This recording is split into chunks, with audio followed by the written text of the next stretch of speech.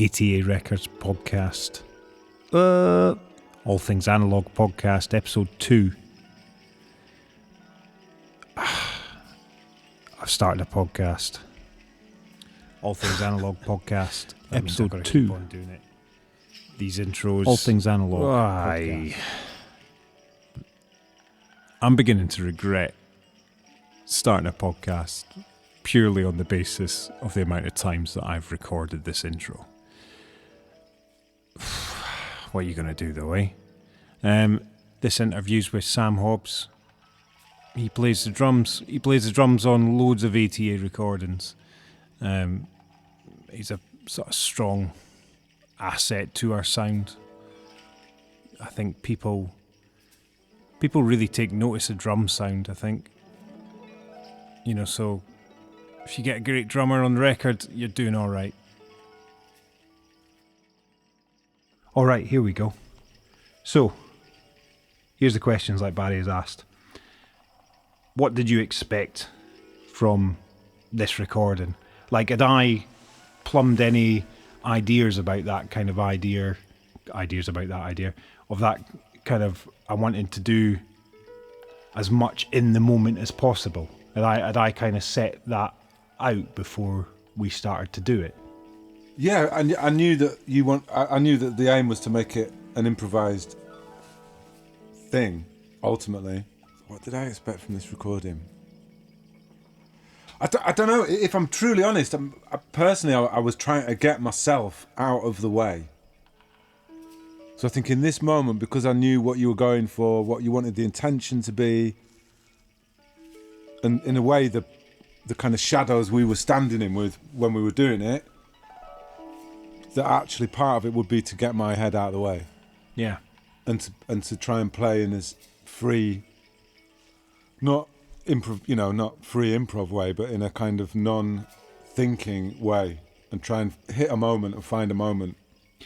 I kind of think, because I think the question kind of insinuates some sort of expectation beforehand, doesn't it? And it's kind of like we're dead lucky that we have a 20-year plus relationship of playing together, and both are so used to studios and have our own studios that we don't really have any expectation, do we? It's just like another day, right? We're going in. Yeah, exactly. Yeah. So so I guess that experience ends in me going, shut my head up, don't hang around in that place, because something bad might happen. So this is a good one again, which kind of harks back to what we were just saying a second ago. What preparation do you do before walking into a studio, or before walking into the studio for this thing? I've done a lot of listening, and I've been practicing the kind of musical things that I knew you wanted me to do. So I'd done a bit of work. So I guess I'd got rid of any gremlins to do with like, what is it? What am I going to be asked to do? And so I'd practiced enough to kind of be able to let my head go again. It's all about letting my head go. Yeah. Because, again, if I've done a bit of practice, if I've done a bit of work and know what I'm doing, then I'm more likely to be confident in just going, this is the moment. Yeah. A bit like if you're being asked to talk about something you know about, you know what you're going to say. It's not a problem. You don't have to research it as such. No. So it wasn't like I knew what I was going to say, but I knew what we were going to talk about. Yeah. So I tried to make sure I had the right bits of energy, or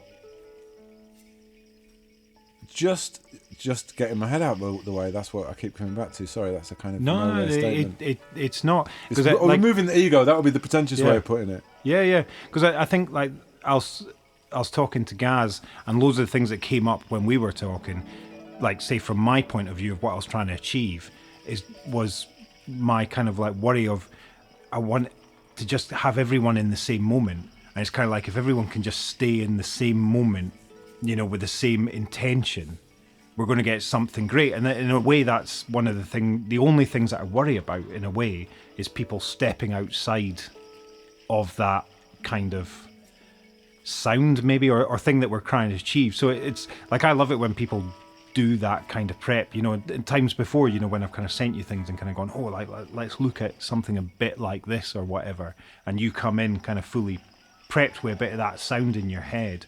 Because then it's not that we don't have to do anything, like we're all just starting on the same page, aren't we? Yeah, exactly. Yeah. And we can hit that ground running like pretty quick. Like the thing that I realized when I was talking to Gaz, we had a really small window of time to sort of do the recording, didn't we? Like we only did 2 really short sessions for those 2 songs anyway, from that, when everybody did that live band thing. Yeah. It was really way shorter than I realised. Yeah, absolutely. And I guess in a way that not remembering that is a part of not. Is if you're in the moment like that, if you get out of the way, it doesn't matter that it's a short amount of time, because it just takes as long as it takes to play it. Yeah. Yeah. So actually the only thing that's going to be a barrier to that is you not being sure what you're going to play, and you overthinking it. Yeah. As an individual. And I not can't, you, but one. I can't remember what we did in both days. So I think we had 2 days. We had like Wednesday and Thursday. Because this is the other thing, I forgot that I'd booked Gaz, and the idea was, because I had Gaz's mini Moog, and it was going to be sold, and I was like, I want to do something with this mini Moog before it goes. So Gaz had a week free Monday to Friday, and I said to him, it's like, do you want to come and do a library record? Because I was kind of like, fuck it, I just need to get things, made. Yeah. And then Gaz was feeling uncomfortable about the idea of a library record, because he's like, shit, I ain't really played a lot of piano for a long time, or haven't had the Moog for years, all this kind of stuff. Yeah. And then I was kind of like, in my mind, I kind of thought, oh shit, why don't we do like a jazz thing, like a Pharoah Sanders, like try and do one of those, a work money death session, basically. Yeah. And then I phoned everybody, and everyone just went, yeah, I'm free. Just like on the Monday or Tuesday. And everyone was just like, yeah, no, we can make that. And then like the Wednesday we had a small window, and then the Thursday. And I think we did the 2 tunes in the first day, and I can't remember what we did in the second day. I can't remember. And I do, and that one of those tunes is that when I just arrived, wasn't it? And then we just played it. It was the warm through, and then it was like, that's it. Yeah. Done. And if anything, that's maybe the best example of before you've even had a chance to think about it. Yeah. It's that anything like that, isn't it? I always think of conversations. Good conversations are not the ones you think about. Then you don't plan for them. You don't think, oh, let's talk about this or let's talk about that. Yeah. You get to that point, don't you? And I think improvisation and that kind of session is the same thing, because you've just got to let it be. Yeah. And not be frightened of what you might say or where you might go. Yeah. Because as soon as you're in that place. Yeah. And that's where my anxiety is just like that kind of like, just hope everybody's, going to want to be part of that conversation. Yeah. Or stay in that conversation. Yeah. And like not going to maybe like, I don't know, interject with something that's got nothing to do with what we're doing, or something like that. Yeah, suddenly say something that's from somewhere else. Yeah. And it's like you want that, as you say, that kind of free sort of passage. Oh no, that's the wrong one. Right, this is a good one. Can you describe the energy and atmosphere during the recording? I don't know. That's a hard one to say, isn't it? Because I think ultimately it's about focus. And going back to getting yourself out of the way, if you see that energy in a room where people are focused, but at the same time they're slightly doubtful about them, I think that can be quite a positive thing sometimes, because no one's oversure and no one's going to talk too much. No, in that moment.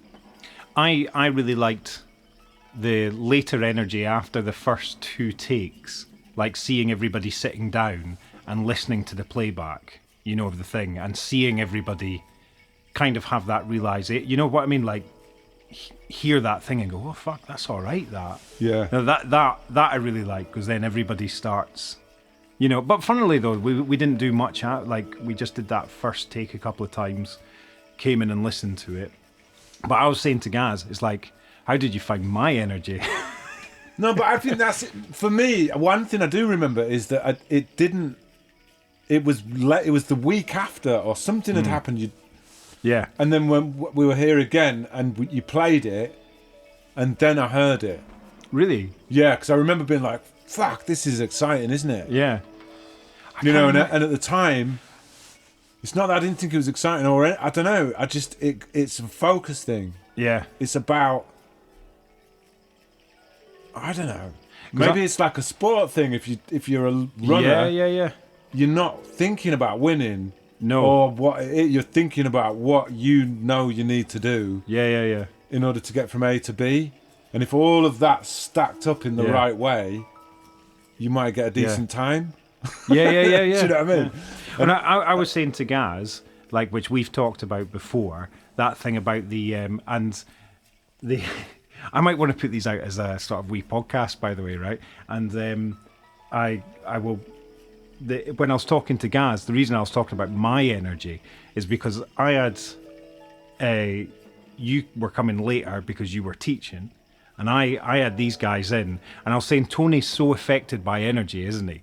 So we had Gaz with a harp, and like Tony's just like playing kind of like softly, you know, kind of really nicely, and I'm like, this is not what I'm wanting to do, you know, like musically with this album. I kept on saying to Tony, it's like, you know, I need something a bit raw and a bit, you know, and he's like, oh, you know, raw energy. And he's like, well, this is the energy I'm feeling, you know, without the drums there. Yeah, you know, so I was already on the back foot of trying to get these guys on the right page. Because I had that thing to do in the morning and I was late. If I'm brutally honest, I think I knew I was behind. Yes. I had to bring something to the table quickly. Yeah. You know, what's his name? Is it Tommy Tedesco? Tommy Tedesco, the guitar player. Yeah, who says if you don't play something within 15 minutes that everyone fucking loves, you're fucked. And so I knew I was in that chair. You know, it's that moment where it's like, right, there's an element of keep your job. Yeah. Because I'd like, because Barry's writing the notes, I think it's an important part of the whole situation. Like, I was getting agitated with like where it was going to begin with, and then you were late. I pissed you off. Yeah, I was late. I'm trying to say this nicely. You know what I mean? I'm kind of like, I was kind of like getting agitated. Like the way I put it with Gaz, it was like you didn't immediately go to your drums. And so, you know, because of that, you know, because you were someone entering into a room where people had already, you know, so that's a difficult thing to do, isn't it? You know, we'd been all together in the room. So, of course, you're going to come in with a sort of different energy. So, like, I think I was putting it, you were coming in with late energy. Yeah. Do you know what I mean? And it's like, I was kind of wanting you to go straight to your drums. And because that didn't happen, it just started to kind of, you know, put me on the back foot a little bit. So I remember now. No, I was going to say from my side then, because I remember what I remember is I came in and that's the dynamic, isn't it? Chris, Tony, I don't know Gaz as well. Yeah, Gaz knew nobody. That was the other thing I kind of didn't take into account. Like, he was fresh into Gaz a room was a full new of guy, people. wasn't it? Yeah. And I've known Chris and Tony in very many different ways. Yeah. So that's what I did, wasn't it? I came in and then I started talking to Chris about a different project. Yeah. Then I played him some of that music because he was like, "What's happening with that thing?" Yeah. And I was a bit like, "Come on, man, get behind your kit, get behind your kit." You know, rightfully. Yeah. So, like, but the thing is, I was saying to Gaz, like, that take, and I said to you, like, I was playing out my frustrations in that take. You know, I was a bit like, fucking, you know, because like the whole day is kind of culminated. I'm like, I'm going to get this out in this take, and you had that energy of, right, I better, you know, do something here to bring myself up to speed with where everybody else is. And you just played this, again, incredible take. Like that, you did that thing that I've seen you do so many times. Like, I remember in a nightclub, actually, we were playing a house tune years ago. You were playing with Jacuzzi 500, and we were playing this kind of like jazz house tune. And we must have played it for like 15 minutes, and you had no ceiling. You just kept on, you know, it just kept on going up in increments and increments. I just remember playing bass, just going, Jesus Christ. Like, I had nothing left not nothing left, I had nowhere to go about 7 minutes in. And you just kept on going higher and higher and higher. And it was that same kind of energy, actually. You know, you just kept on. It just kept. You just kept on digging that bit deeper, that bit deeper, that bit deeper, that bit deeper. So it was like really intense performance. And I guess that's not lack of, for me. I see that as no self and give. Do you know what I mean? The thing I'm trying to invoke in myself there is giving, and in a club gig or in a recording, it is about putting that emotion out. It may be in the same way that you might try and make people happy, or you might make people welcome, or even you might vibe someone out. Do you know what I mean? In a different situation where it's about energy more than playing and what you play. It's about the energy you put into the playing. All those situations kind of count, don't they? Because it really made that take. The second time we did that take, it was all right, but it just didn't have that energy. Yeah. And that's that energy that you can't. You just got to be ready to record, right? Do you know what I mean? It's like that's the moment that you're looking for. Yeah. It's like that thing with Elvin Jones, you know, when he did Transcendence. It was like 45 minutes playing, and then John Coltrane says, you know, we're doing it again. He's like, I've got nothing, you know, and has to do it again. In the end, he smashes his snare drum. He says, right, we can't do it again. You know, sort of like it's that kind of energy. You can't. Yeah. It's so difficult to kind of like orchestrate or manipulate that kind of energy, isn't it? You know, so we get this moment. And luckily, we're good enough friends or have known each other long enough that's not a problem. Do you know what I mean? Yeah. Like a little bit of vibe or something like that, not a fucking problem at all. And that's the key, isn't it? That is an important... The trust and the openness is blown if someone can't express themselves. Yeah. So if you can't put out an energy of like, come on, sort it out, what are you doing? Yeah. And then we're closed to reading that. Yeah. And they'll react to that in a defensive way maybe, or in a way that isn't then about the pushing into the moment. It's fucked. Yeah. So I guess all of that is super helpful. And like you say, Tony's weird ability to kind of just be a product of all of that immediately. Yeah, just out like of nowhere instantly. And like I was wondering, insane. because like me and Tony, I'm looking forward to talking to Tony about it, because, you know, all the way through I was kind of going, a bit more, you know, a bit more of that thing, please, a bit raw, a bit more like this. And so actually he was, you know, Tony doesn't really show it, does he? But he was kind of feeling that, or maybe feeling that like, oh fuck, I better dig deeper. And that take that he's done, like as you say, like this instant reaction to all of that it's just kind of, he blows my mind. Everybody blows my mind, to be honest with you, on how good they are. Because that track, that first take of that day, it's just fucking brilliant. But then I think that's part, going back to the humility, I'd be interested to see what Chris said on this, because for me, I'm just like, yeah, everyone else is fucking amazing. Yeah. And I'm keeping my job. Yeah. And I'm only keeping my job because it's my studio. And maybe that's the ticket. Because the amount of times I've heard Tony say ridiculous things. Like, we've seen it in studios with Tony. Christ, that's incredible. And then he'll say, is my intonation a bit off in that phrase? Yeah. And it's just like, what? Yeah. What? Yeah. You know? And, you know, maybe that's part of anyone, isn't it? Anyone who's like Tony, who's achieved these high standards, is because you don't actually settle.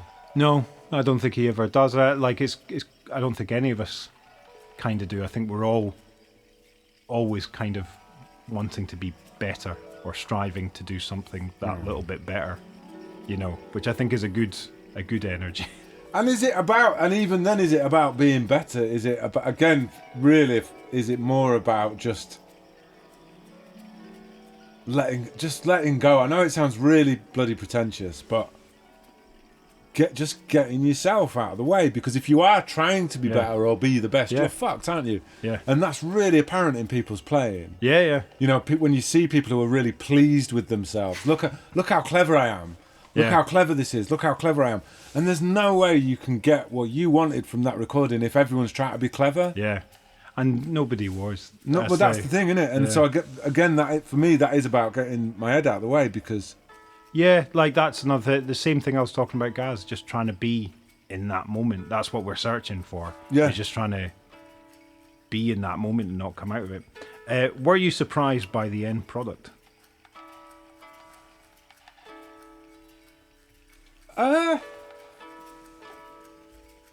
That's yes and no, because like for everything we've said, like Tony's amazing.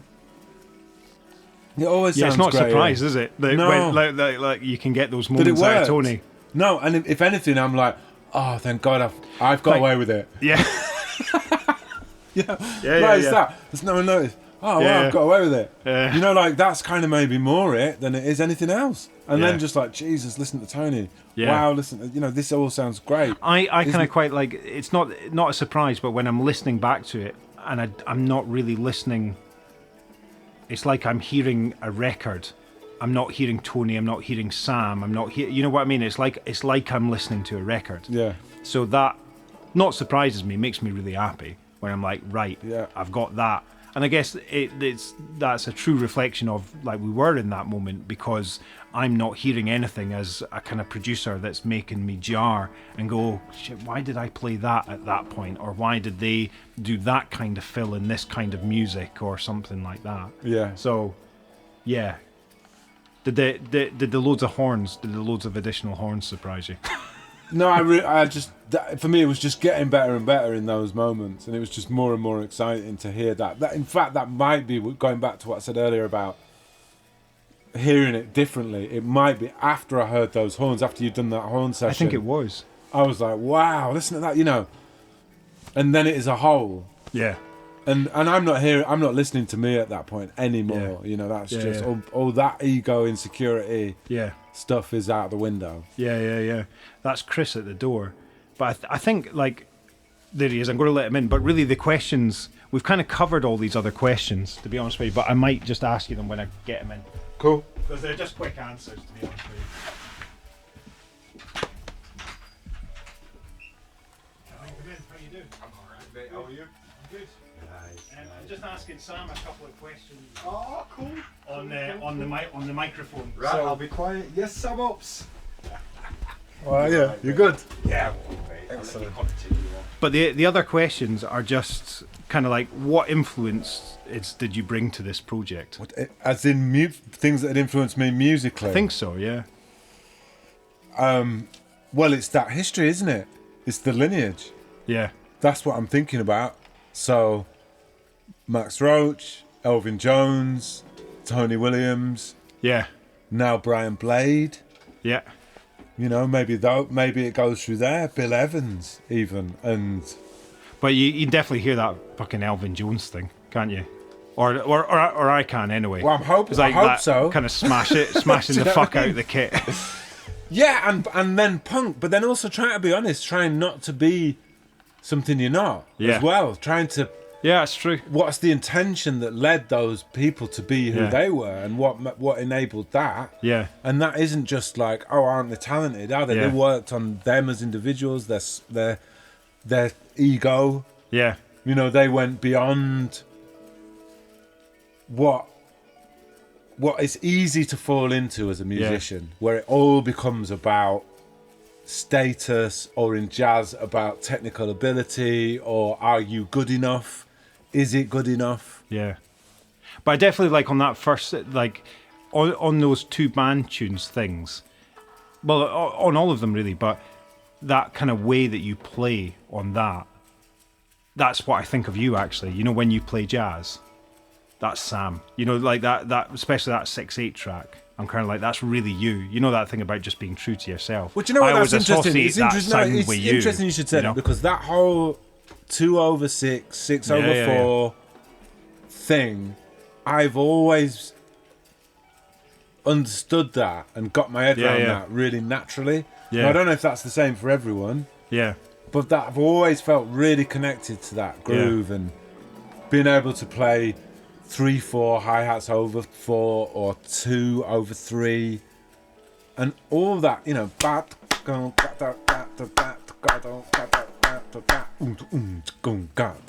you know, and all that.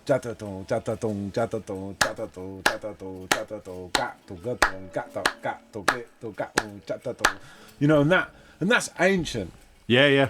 You know, and it's Yeah. West African. It's probably from what would be modern day Ghana and those Yeah. areas.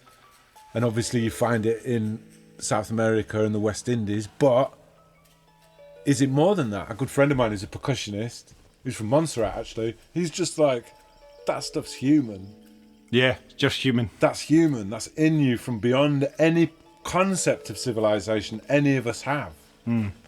And in a way, the more we learn about the world, the more I think about that, because you just think, oh, what's that? There's a civilization we're learning about, aren't they? And they basically will have come from modern day Senegal, and they were going to Brazil, and they may have even, it's one of the wonders of the world. There's a set of heads in South America, and they're clearly African faces. Oh yeah, those ones. Yeah, the big ball heads. Yeah, thing. and they're facing, huge. and Yeah. so the distance between the edge of South America and what would be modern Western Africa, Yeah. that coast, apparently is tiny, and even with the way the currents worked, Yeah. would have arguably been as easy, or as easy as the English Channel, just because you can you get there, and obviously coffee Yeah. and cocaine. You know, these things were being traded and were there with the Egyptians, but it's about following that. And obviously that involves music and culture and all those things.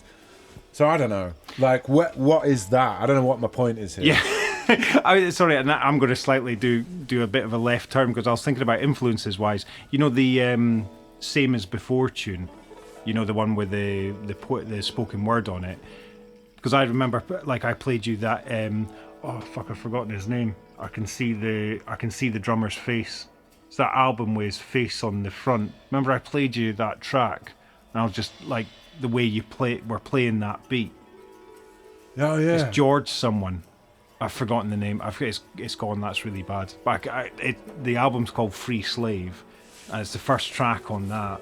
And I played that to you, and you kind of, because again, that's like right up your street. That kind of way of a jazz approach to kind of funk, with a kind of funk language, but completely, you know, open. You know. Yeah. Free Slave. Did we both find out who this drummer is? Yeah. Ambrose? Oh fuck. Roy Brooks. Roy Brooks, thank you, Roy Brooks.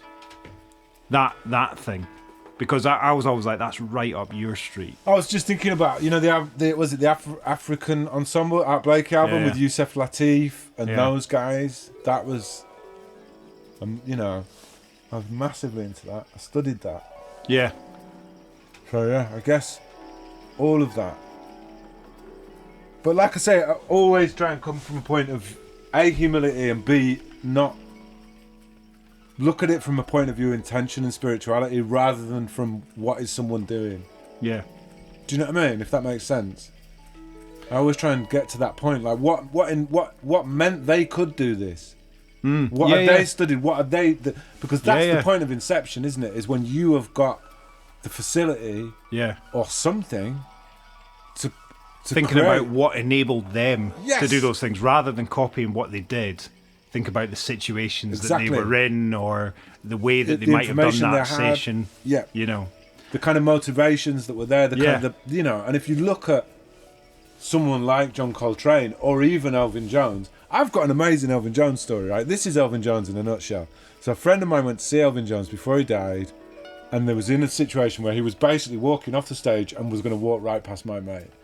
And so my mate just thought, fuck it, I'm going to do it. And stood up and kind of got in his way and went, I'm really sorry. Mr. Jones, I'd just like to say how much your music has changed my life. And I think you're an incredible person and you've influenced so many things that I've done and it's stayed with me. And I just want to say thank you. And Elvin Jones looked him in the eye, put his hands on either shoulder and said, come here, man.